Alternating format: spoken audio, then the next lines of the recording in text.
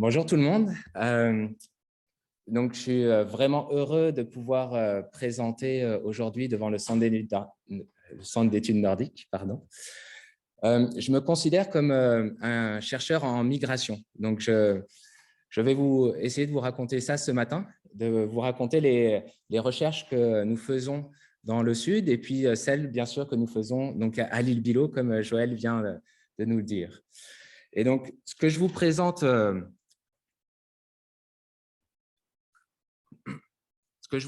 aujourd'hui, c'est le travail d'une équipe fantastique que je prends le temps de remercier déjà ce matin.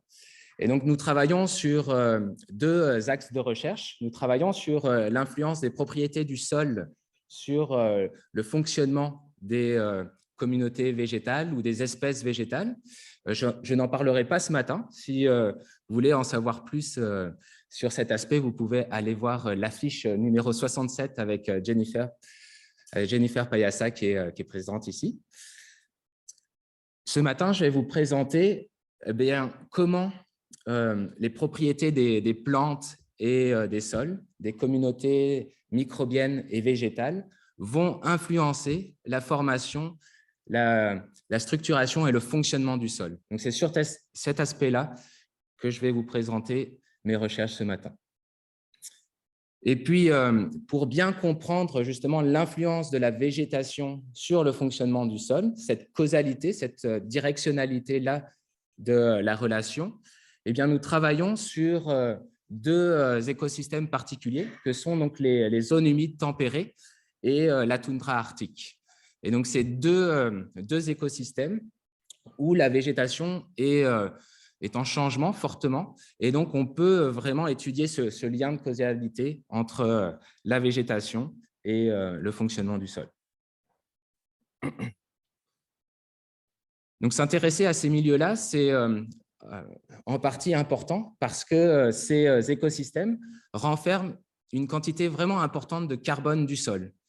Donc, le carbone qui est stocké, séquestré dans le sol, c'est une quantité vraiment très importante qui est présente dans les zones humides et la toundra. Vous pouvez voir sur cette infographie de l'IPCC, produite donc, il y a quelques années, que les stocks de carbone, donc en vert foncé sur cette présentation, sont vraiment importants. Donc, en zone humide, en toundra, et puis il faut comparer ces stocks importants par rapport au stock de carbone qui est présent dans l'atmosphère.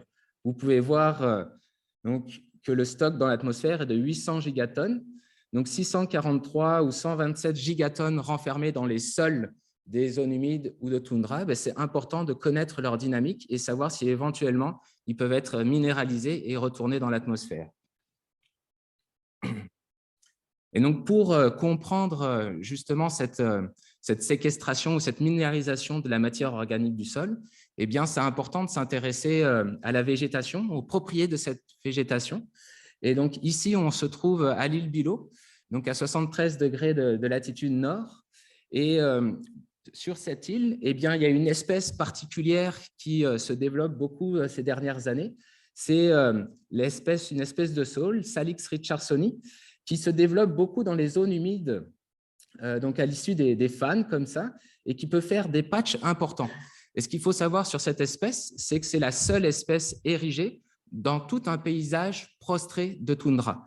Et donc, elle peut avoir une conséquence vraiment importante sur la dynamique de la matière organique du sol. Et donc, on s'est intéressé avec Laurent Lamarque, qui est présent aussi aujourd'hui. Si vous avez des questions là-dessus, vous pourrez lui poser. Le papier est sorti, il est tout chaud, il a été accepté cette semaine. Et donc, on s'est intéressé justement à l'influence de cette espèce-là sur la séquestration du carbone. Et puis, ce qu'on s'est rendu compte, c'est que c'est pas, donc la présence de cette espèce est importante pour le stock de carbone, mais ce n'est pas une influence très significative. En fait, le carbone du sol qu'on pouvait trouver en dessous des patchs de Salix richardsoni, donc ça, c'est une carotte qu'on a prélevée en dessous d'un patch de végétation, eh bien, la variation du stock de carbone qu'on pouvait y trouver était surtout dépendante de la surface foliaire qui était donc développée par Salix richardsoni. Et donc, plus on avait une surface foliaire importante, plus on avait un stockage de carbone. Mais c'était aussi relié négativement à la demande en nutriments, en azote particulièrement, de cette espèce-là. Et donc, plus la plante avait besoin d'azote, plus on avait une minéralisation, un déstockage finalement de la matière organique du sol. Et donc, c'est vraiment les propriétés de la végétation qui contrôlaient la variation du stockage de matière organique dans les sols.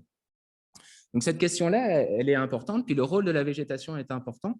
Et ce qu'il faut essayer de comprendre aussi dans cette variation de stock de carbone et la minéralisation de cette matière organique-là, c'est savoir si eh bien, le carbone qui va être respiré est sous forme de méthane à travers la méthanogénèse et va sortir directement dans l'atmosphère ou sous forme de CO2. Si le méthane est par exemple réoxydé, oui, par la méthanotrophie et donc qui va sortir plutôt sous forme de CO2. Et c'est important de le savoir parce que le méthane a un pouvoir réchauffant qui est beaucoup plus important que celui du CO2. Et donc, lorsqu'on regarde les causes du réchauffement climatique, eh bien, le dioxyde de carbone est une cause bien sûr très importante, mais le méthane est juste derrière avec une grande variabilité. On a besoin de connaître un petit peu mieux qu'est-ce qui contraint finalement cette présence du méthane dans les sols et dans l'atmosphère. Donc, on s'est intéressé à cette question du stockage de carbone dans la plaine donc, du lac Saint-Pierre. Donc, c'est une plaine inondable. Et dans cette plaine inondable, donc, on est ici donc, sur le Saint-Laurent. Et le lac Saint-Pierre, c'est un élargissement du fleuve qui constitue un lac. Et autour de ce lac, eh bien, on a une inondation qui se produit annuellement. C'est une respiration finalement de ce lac. Et ce que vous pouvez voir ici sur cette carte, toutes les zones colorées, c'est la zone de récurrence 0,2 ans. Donc, c'est la zone qui est inondée au moins une fois tous les 2 ans. Et lorsque, au printemps, l'inondation arrive, eh bien, elle va recouvrir différents usages des terres. Elle va recouvrir, donc vous voyez en rouge ici des cultures annuelles, donc de maïs, soya. Elle va recouvrir donc, des marais, des marécages, bien sûr, des cultures pérennes, donc différents usages des terres autour de ce lac Saint-Pierre qui est, il faut le rappeler, donc une réserve de biosphère et donc un joyau du Québec. Et donc, ces travaux-là se placent dans un contexte où, en 2017, la table de concertation du lac Saint-Pierre a estimé que le déclin des populations de perches chaudes qui se produisent depuis les années 80, eh bien, l'agriculture, l'usage des terres qu'il y avait dans le littoral du lac était en grande partie responsable.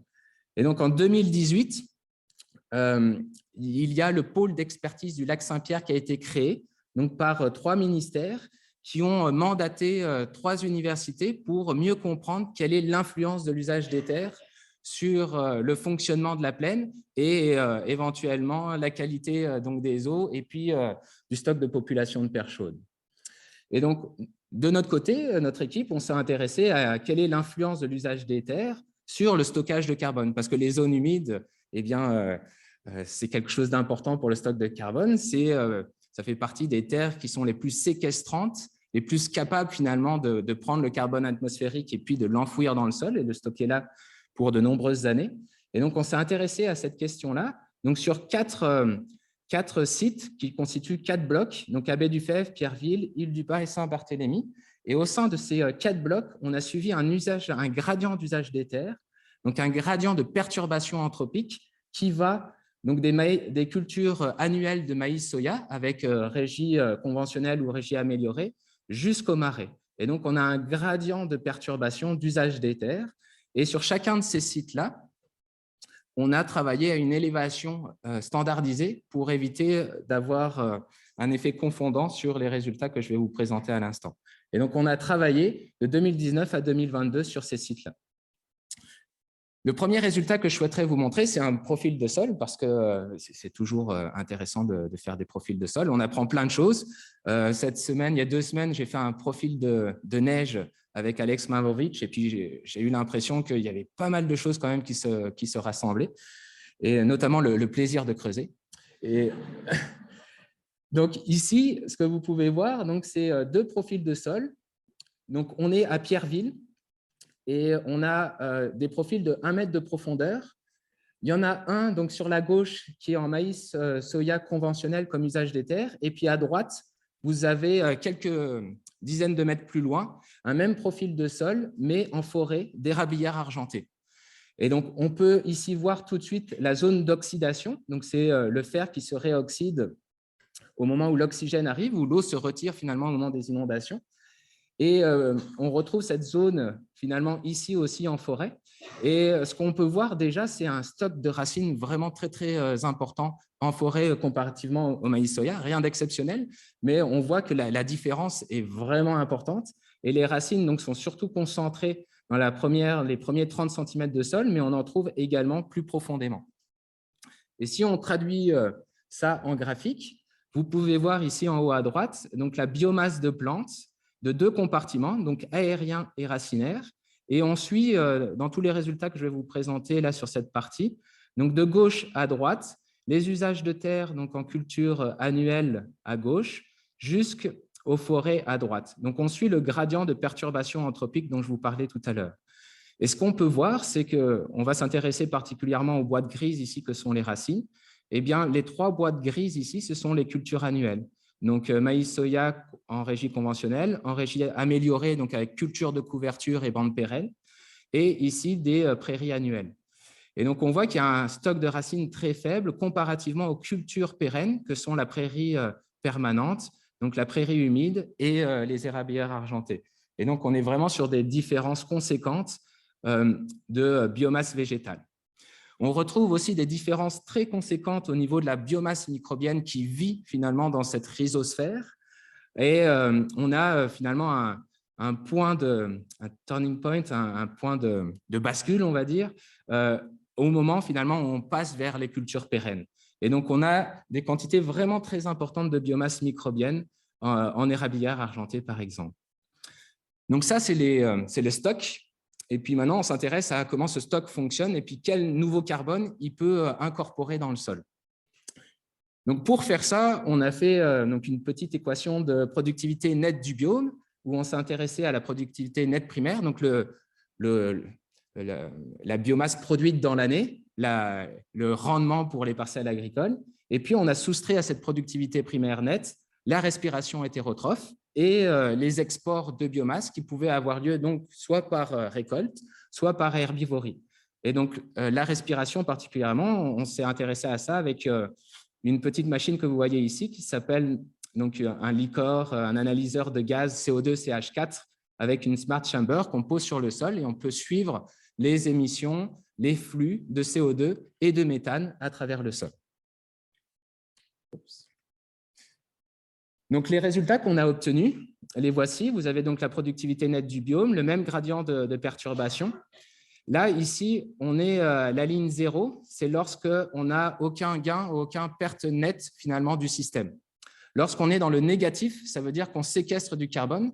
Le négatif, c'est pour dire qu'on retire du CO2 de l'atmosphère et qu'on le stocke dans le système. Et ce qu'on peut voir, c'est que ici, si on se concentre sur l'érablière argentée, on est autour de valeurs de moins 11 tonnes de carbone équivalent CO2 par hectare et par an. Et donc, si on s'intéresse à cette valeur-là et qu'on la remet dans la gamme de variations qu'on trouve pour les zones humides tempérées, on est vraiment dans cette gamme de variations et parmi les systèmes les plus séquestrants des zones humides. Et si on remet ces valeurs-là encore dans le contexte du changement climatique et qu'on s'intéresse aux cibles qui ont été émises par l'IPCC pour atténuer l'effet du changement climatique, ces cibles-là sont de 45%. Ici, en choisissant une forêt d'érablières argentée plutôt qu'une parcelle de maïs soya, eh bien, on va gagner 1500% de carbone séquestré par rapport à la culture conventionnelle. Donc, on est vraiment dans des gammes de variations très conséquentes par rapport à ce qu'on peut avoir comme cible pour le changement climatique. Maintenant, si on s'intéresse au méthane dans ces usages des terres-là, sur ce gradient-là, on retrouve quelque chose d'équivalent au CO2. Ici, le méthane, on s'intéresse à la productivité annuelle méthanotrophique. Donc, vous voyez ici la ligne 0. La ligne 0, ça veut dire qu'il y a autant de méthane qui a été émis qu'il y en a qui a été séquestré. Et donc, le méthane peut être émis par méthanogenèse, mais il peut être aussi recapturé par les méthanotrophes durant la méthanotrophie. Et donc, ce qu'on observe ici, c'est finalement un flux net entre ces deux processus. Lorsqu'on est au-dessus de la ligne 0, eh bien, on a plus de méthanogenèse que de méthanotrophie. Si on est en dessous de la ligne, on a plus de capture par méthanotrophie que d'émission par méthanogenèse. Et donc, ici, à l'échelle annuelle, eh bien, on séquestre énormément de méthane dans ces zones-là. Donc, la méthanotrophie est vraiment importante et permet de capturer de nouveau des quantités de carbone importantes. Alors, c'est important pour remplir les cibles de l'IPCC, encore une fois, qui sont de 30%, mais aussi et surtout, j'ai envie de dire, pour alimenter une chaîne trophique qui est basée sur la méthanotrophie. Et donc, ça, c'est du carbone qui peut rentrer par méthanotrophie dans le réseau trophique et alimenter eh bien, les jeunes poissons, les juvéniles de perches chaudes et de brochets au printemps. Au moment où il y a l'inondation, eh bien, ces zones-là sont vraiment utilisées par les jeunes poissons qui utilisent tous les invertébrés pour se nourrir. Et ces invertébrés-là se sont nourris de toute la chaîne trophique qui est basée sur le méthane. Donc, cette alternative d'usage des terres est importante à la fois pour des questions de neutralité carbone, pour des questions de biodiversité, notamment à travers une chaîne méthanotrophique, ou encore pour la diversification de l'économie locale, parce que les érablières argentées, puis je l'ai appris à ce moment-là, on peut faire du sirop d'érable avec, elles sont tubulées sur les sites qu'on explore habituellement. Donc, c'est une question importante localement, cet usage des terres-là, mais on voit aussi que ça a un impact sur le nord, et je vais essayer de vous expliquer pourquoi. Et pour faire ce lien entre le sud et le nord, eh bien, on va parler de la Grande Oie des Neiges, et puis je vais donc, à travers ces résultats qui arrivent, vous montrer l'influence de l'herbivorie par la Grande Oie des Neiges sur le fonctionnement donc, de la végétation et des sols. Et donc, pourquoi ce lien? Eh bien, parce que si on suit la dynamique d'usage des terres, donc je vous ai parlé de cet usage des terres, c'était en 2018, ce que je vous ai montré. Ici, si on fait une dynamique depuis les années 60, eh bien, on se rend compte que dans les années 60, c'était essentiellement des cultures pérennes, de la prairie pérenne qui était autour du lac. Et ça a basculé à partir des années 80. Donc ici, déjà en 97, on voit que le rouge a pas mal rempli les cases, et puis en 2014, encore plus. Et ça, c'est des cultures annuelles de maïs soya. Donc, on a eu un basculement des terres, et ce basculement des terres a été important parce qu'il a constitué une nouvelle réserve alimentaire pour la Grande Oie des Neiges qui, dans sa route migratoire, donc vers l'île Bilot, justement, fait une halte dans la vallée du Saint-Laurent. Et ça, c'est les travaux de Gilles Gauthier, notamment, qui l'ont montré. Le gratte d'oie est rempli finalement de carbone de maïs. Si on s'intéresse à la dynamique de la population de la Grande Oie des Neiges et qu'on la compare à la dynamique depuis les années 60 de la production de maïs dans la vallée, eh bien, on a une dynamique qui est vraiment très similaire. Et donc, la Grande Oie des Neiges sa population a énormément évolué depuis les années 60. Et donc, on s'intéresse finalement à son influence ensuite sur le fonctionnement de la toundra. Et puis, on s'y intéresse donc à l'île Bilot, sur le site d'études, donc le camp 1 notamment. Et donc, il y a un dispositif expérimental qui a été mis en place depuis 2005 donc par Gilles Gauthier, Esther Lévesque et puis Lynn Rochefort, où on s'est intéressé donc à l'influence de la Grande Oie des Neiges, de l'herbivorie par la Grande Oie des Neiges. Et ça a été associé avec un gradient d'apport en nutriments pour mimer finalement l'effet du réchauffement climatique et l'effet que cela pouvait avoir sur la minéralisation de la matière organique et le supplément de nutriments que ça pouvait apporter. Et donc ici, c'est les points verts. Dans ces points verts, on a donc des dispositifs où on a 5 traitements différents d'apport en nutriments, donc avec un contrôle jusque des niveaux qu'on a considérés élevés d'azote et de phosphore. Et à chacun de ces parcelles-là, elles sont divisées en 2 donc pour comprendre l'effet de l'herbivorie avec des exclos qui nous permettent d'éviter le broutement durant l'été et durant la période de végétation. Et donc, pour comprendre l'influence qu'a l'herbivorie par la grande oie des neiges depuis ces années-là, ben, le premier résultat que je vous montre, c'est une photo. Donc, vous pouvez voir ici un site expérimental. Ceux qui vont à Bulot ont peut-être déjà croisé ce site-là. Vous pouvez voir ici donc un traitement élevé en nutriments avec donc le grillage à poules pour limiter l'herbivorie. Ici, donc, c'est le contrôle. Et puis ici, vous avez un traitement non fertilisé, donc avec non brouté ici et brouté ici. Et donc, ce qu'on peut voir, c'est vraiment qu'il y a une élévation finalement de la surface lorsqu'on empêche le broutement. Donc, ça, c'est vraiment très conséquent sur les parcelles fertilisées. Si on traduit ça encore en graphique, ici, vous avez peut-être juste, excusez-moi, je vais quand même parce que c'est important. Ce qu'on voit, donc, c'est un changement, une élévation de la surface, mais ce qu'on voit aussi, c'est un changement de communauté végétale importante.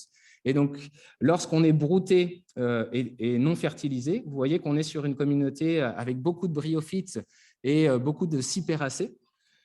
Et lorsqu'on est sur les traitements fertilisés et non broutés, eh bien là, on a basculé de communauté végétale. On est surtout sur une communauté de poacées et on voit ici quelques feuilles de Salix artica, donc, où la parcelle tend finalement vers une communauté plus mésique. Si on traduit ça donc, en chiffres, on voit sur cette figure-là donc les deux panneaux, donc non broutés à gauche, broutés à droite, avec les différents traitements de fertilisation, le contrôle à gauche et la parcelle fertilisée à droite. Et on va s'intéresser essentiellement sur l'influence du broutement sur ces figures-là. Et ce qu'on voit, c'est qu'il y a une accumulation de biomasse vivante et surtout une accumulation de biomasse morte sur ces parcelles qui sont non broutées comparativement aux parcelles broutées.